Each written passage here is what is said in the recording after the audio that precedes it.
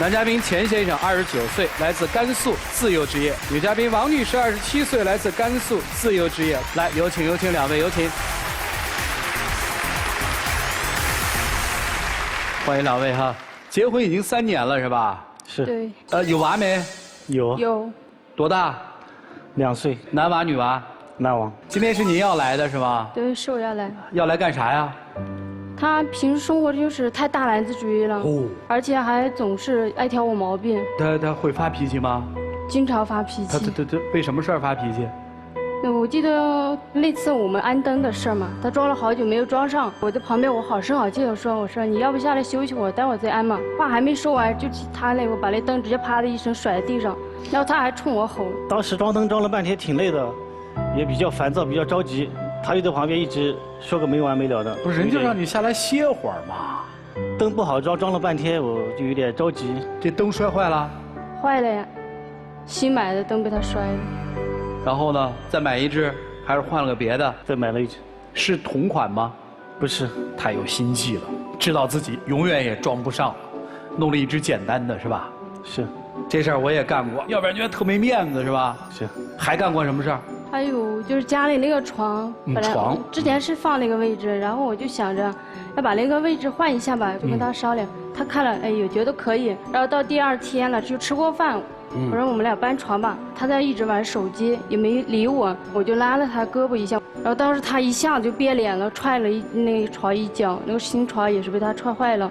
当时还冲我喊：“你一天净闲着没事干，找了一些无聊的事干。”是你干的吗？是。为什么？当时我感觉这个床放的挺好的，完全没有必要去换这个。你觉得他找事儿了是吗？对，没事找事干。啊，同时还影响了自己打游戏的心情，是这么个心理是吧？是。控制不住，对吧？对。但你说这事也就罢了吧，但家中大大小小的事情都是我来做。他那天也是差一件大衣，说让我跟他去买衣服，我就跟他去了。去了商场了，转了好几家，也给他挑了好几件，他都就是感觉哎不合适，各种嫌弃。后面我又转了一家，我感觉那件大衣挺好看的，也挺适合他的，我就提起来给他看，我说你看这件衣服怎么样？当下他就瞪着我，说你这件衣服能穿吗？是我穿的吗？当时也有服务员在那里嘛，我当时感觉特别尴尬，也心里挺难过的，就没说话。每次我跟他出去给他买衣服，都是吵着回家的。为啥呢？人给买衣服，你吵啥呢？我感觉就是这么长时间了。他应该知道我喜欢什么样的款式和那个风格的，他非要挑那种特别潮流的那种让我穿上。那你就跟人说，你说我穿不了潮流了吗，老婆？你给我弄点中，不就完了吗？我这个性格比较急躁，但是又他挑那个衣服我确实看不上，所以你跟人急是吧？对。你克制不住自己吗？没控制住吗？唉。他有时候也是那种说话都不算数。就那次他要让我给他理头发。挺信任你的呀。然后我就说，我要是理不好看怎么办？当时也因为就是有点晚了吧，他就不愿出去，他就说没关系，你就理吧，理快就他犯懒是这意思吧？对。啊，然后呢？然后我就给他理呀，挺认真的，我给他理。但理了之后，他就各种开始挑了，说什么不对，两边不对称，理的手法不对，推子也不会拿之类的，开始说我了。我们就是嘛，就理个短发，我一般都是短发嘛，我感觉很好剪的。但是他这个给我理的时候，当时第2天我还要去上班，确实理得很难看。哎，你不知道剪发这件事儿是特专业的事儿吗？应该没问题，因为我是短发，又不需要什么发型。推子上面还有那个卡尺嘛，没想到他给我剪的那个，确实是没法见人。当时一着急，那是你长得没法见人，不是人家剃的没法见人。我觉得他就是没事找事，也是挺好看的。后来呢？后来他就把那个推子直接从我手里夺过去，给自己就剃了一光头。他自己给自己剃了个光头。他就说你推这个样子能见人吗？能出去见人吗？丑死了！然后呢？各种嫌弃。就是你第2天出去，人家看你光头是什么反应？都问我出什么事了，以为我有什么。哦，都问你出什么事儿了？对。啊，当时你心里怎么想的？就说是凉快一点。但是当时跟他发脾气了是吗？是。听起来好像都是小事儿啊。小时候对我妈都干过这事儿，老太太让修个东西没修好，心里是想着没修好。我妈说能不能弄好，把钟拆了。我妈说能不能弄好，能弄好。钟那会儿多贵啊，然后扔2个零件，说零件丢了装不上了，实际是自己装不上。这种心理我觉得都可以理解。但是你这样的话，你知道结婚之后你媳妇儿怎么想吗？咱对妈的时候妈都无所谓，但是对媳妇儿的媳妇儿就会觉得你不是针对一件事儿，对不对？你是针对我这个人，是吧？我做什么都很挫败，我关心的问你，你灯没装好，你歇歇吧，你把灯给我摔了，对不对？我想把家里调整一下，你也答应我了，结果你把我床给我踢了，好心好意给你买个衣服，你说我是个瞎子买不了好衣服，辛辛苦苦的没剃过头给你剃个头，你跟我发脾气，那他会觉得说我老公不喜欢我了，是这意思吧？他不仅脾气这方面我还得顺着他吧，就是你说家中小事那也就罢了，但是稍微就是孩子这一块孩子怎么了？孩子那时候还小，才几个月，就陪着他一起出来打拼。去哪儿打拼啊？重庆。是带着几个月的宝宝一起去重庆工作？没有，当时孩子还小啊，然后就留在老家，由爷爷奶奶开着，我跟他就出来了。宝宝几个月的时候就把宝宝放在了甘肃了，是吧？对。你们老家甘肃的是吧？是。然后去重庆打拼，后来呢？当时也是为了支持他工作嘛，毕竟他要去外地，一个人的你说力量还是小，我们2个人一起奋斗会更好一些。那时候孩子还在喝母乳，没有断奶，然后就因为这个事吧，就孩子也断奶了。出去工作之后呢，每次我也是就是看孩子视频，特别小他，看到他就是喝不惯那个奶粉，然后自己就那样哭，但是心里特别难过。去年过1岁生日嘛，我就跟他提起，我说要不要回家一趟给他过个生日吧，跟他提了好几次，反正就是说他也拒绝我了，我心里其实挺寒心的，感觉孩子跟他就是没有任何关系一样。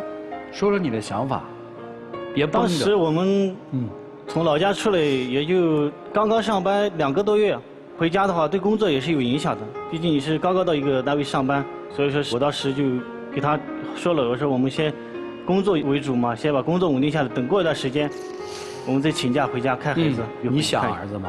说实话，就是还是主要是工作的。你不想是吧？我也想回去看小孩，特别想，但是我们毕竟已经出来要上班。你能了解那个断奶的时候？你媳妇儿那个感受吗？能了解，但是你会觉得我的生活更重要，是吧？我当时想的就是，小孩以后还要发展，要上学，要各方面的，所以说是没有经济支撑的话是不可能的。现在社会，所以说是要给小孩一个更好的这个环境嘛。所以你会觉得你其实是很理性的在思考，对吧？是。你是不是会认为他感性一些？对，就是有点不贴合实际。是这意思吗？是。他一直就不同意，没有回去。但是后来出来那么多长时间，差不多有1年多了。孩子生病了，到晚上才通的视频。当时我就看到孩子在那里打针呀，心里挺难过的。我感觉自己就是特别没用吧。孩子生病了，也不能陪到他身边，他过生日也回不去，挺无能的自己。这跟他有什么关系呢？他不让我回去啊。所以你把这个也记在他的账上了，就宝宝生病你不能陪伴，你觉得也是他，是吧？然后晚上也是挺想念孩子，经常自己一个人偷偷起来坐在床边就是哭，他就根本不理解我到底有多思念孩子。所以你会觉得这个男人心特狠，是吧？对，他不只说是那一次感冒没事，包括今后孩子有什么事情，我都是最后一个知道。他就让公公婆婆都瞒着我。这是为什么呢？因为是怕他难过，怕他自责，怕他伤心。那你不害怕真的万一孩子有点什么大事儿的话，妈妈最后知道他受不了吗？当时没有这样想。所以在你的考虑的思维是，你不希望他心里难过，对吧？是的。所以你让大家瞒着他。是。逢年过节你们得回家，对不对？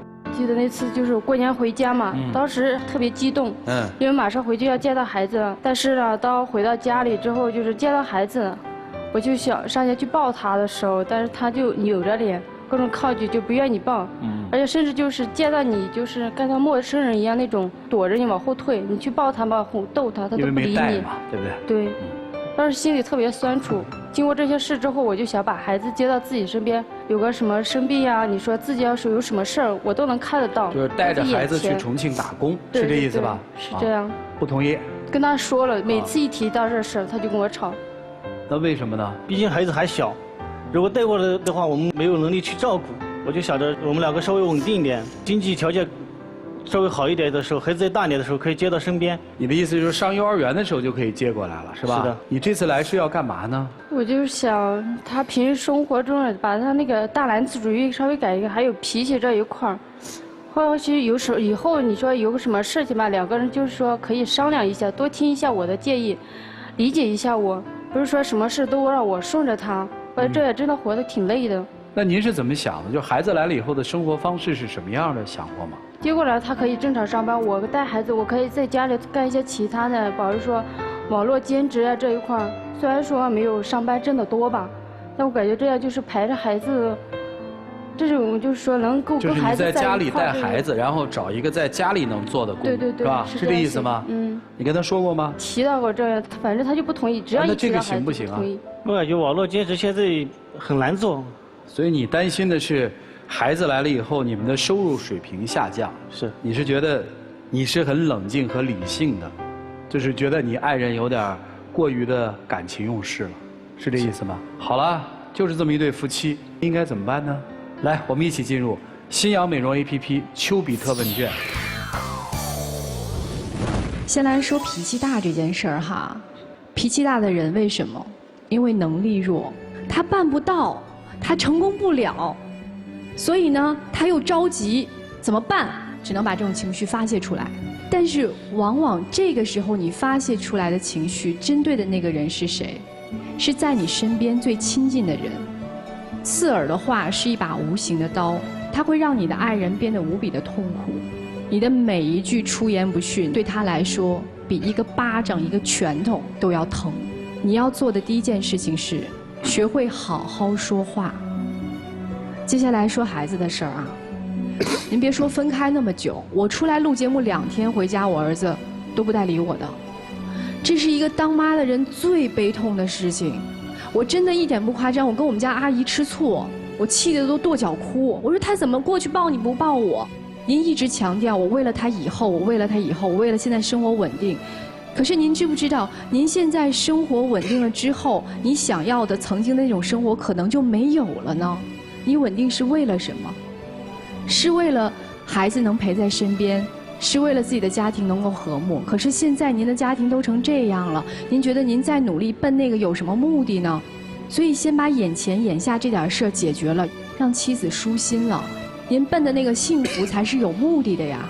克服一切困难，听妻子的，把孩子接到身边最重要。好，谢谢山达老师。来，曲总，夫妻之间矛盾重重，动不动就吵架，问题就出现在这个家里头说话算数的那个人身上。如果想解决现在一系列的这些问题，很简单，只要做好一件事情，就是把主权移交。谁有能力操持这个家，谁来操持。你动辄说对方是不理性，对吧？请问你理性吗？理性的人能动辄就发火吗？看到问题不是解决它，而是逃避。就这一点来说，你远远不如你的爱人。相反，我觉得老婆很理性，她能够容忍你一而再再而三的这些过分的这种举动。为什么呢？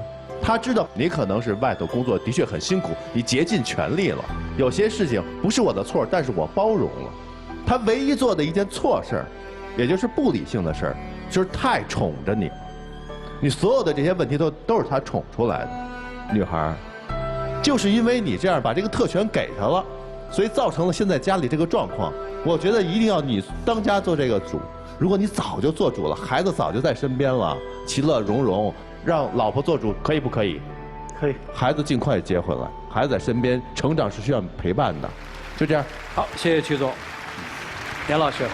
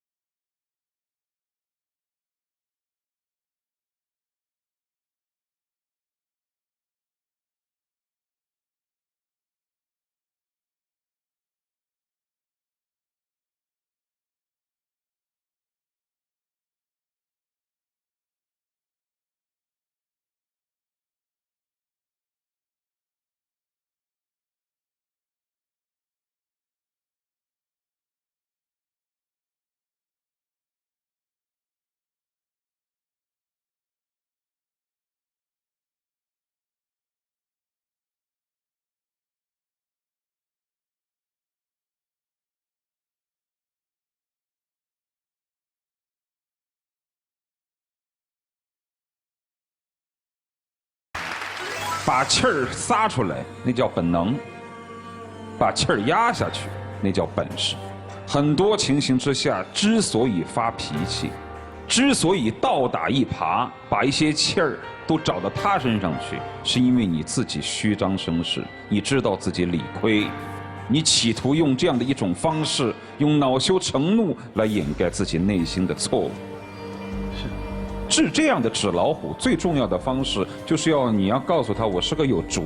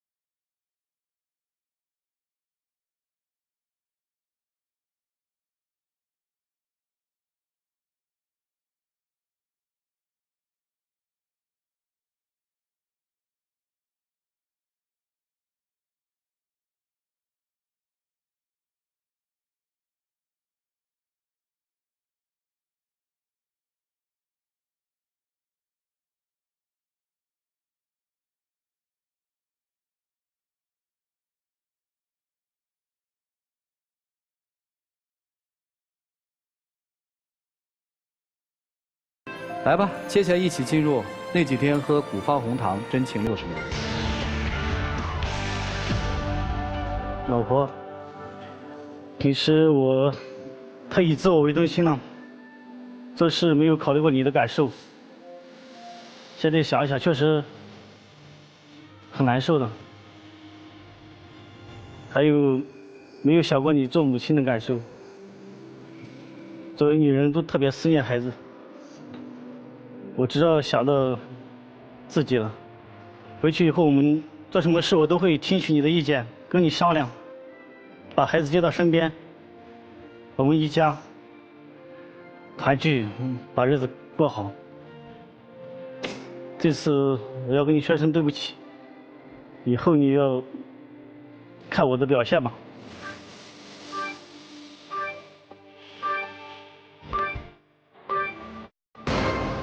请回吧，谢谢啊，请回，请回啊。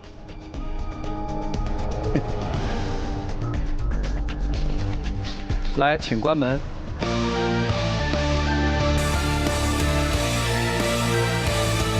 就在一起。